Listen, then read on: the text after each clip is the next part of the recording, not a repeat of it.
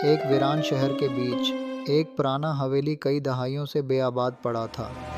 مقامی لوگ اس کے بارے میں کئی کہانیاں سناتے تھے کہ یہاں پر سائے خود بخود حرکت کرتے ہیں اور رات کے سناٹے میں آوازیں سنائی دیتی ہیں۔ کوئی بھی اس حویلی میں قدم نہیں رکھتا تھا، مگر آج رات سب کچھ بدلنے والا تھا۔ چار دوست جو ایک ناقابل فراموش مہم کی امید میں یہاں آئے تھے، حویلی میں قدم رکھتے ہیں۔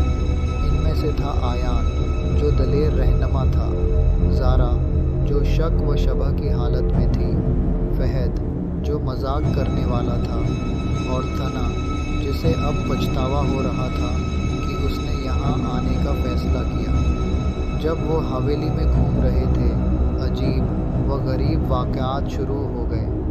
زارا نے آئینے میں ایک پانچویں شخص کو دیکھا جو ان کے درمیان خاموش کھڑا تھا۔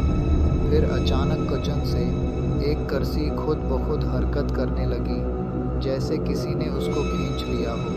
تھنا نے سرگوشی کی، ہمیں یہاں نہیں آنا چاہیے تھا۔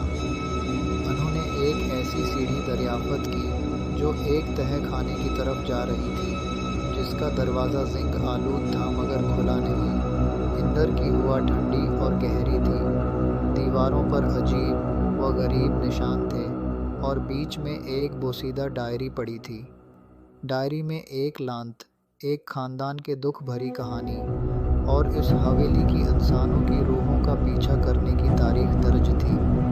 دھیرے دھیرے ان میں سے ہر ایک کو علیحدہ کر دیا گیا۔ آیان بے چین ہو کر ایک کمرے میں داخل ہوتا ہے جہاں سرگوشیاں تیز ہونے لگتی ہیں اور غیر مرئی ہاتھ اسے ایک الماری کی طرف کھینچنے لگتے ہیں۔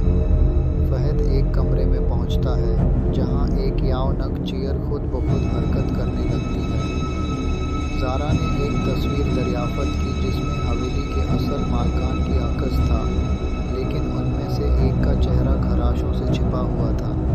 پھر وہ ایک خفیہ دروازہ تلاش کرتی ہے جو کتابوں کے شیلف کے پیچھے چھپا ہوا تھا۔ اندر وہ ایک اور کمرہ پاتی ہے جہاں ہڈیوں سے بندھی لاشیں دیواروں پر لٹک رہی تھیں۔ ان کے پاس اب کوئی اور راستہ نہیں بچا تھا، اس لیے وہ ڈائری میں لکھے گئے ایک جادو کے کلمات پڑھنے لگتے ہیں۔ سائے دیواروں سے ابھر کر ان کی طرف بڑھتے ہیں، اور وہ جب شالوں میں لپٹ کر ختم ہو جاتے ہیں تو حویلی لرزنے لگتی ہے۔ آخرکار وہ بمشکل باہر نکلنے میں کامیاب ہو جاتے ہیں، مگر لانت ان کی روحوں پر ہمیشہ کے لیے رہ گئی تھی۔ حویلی تو ملبے میں بدل چکی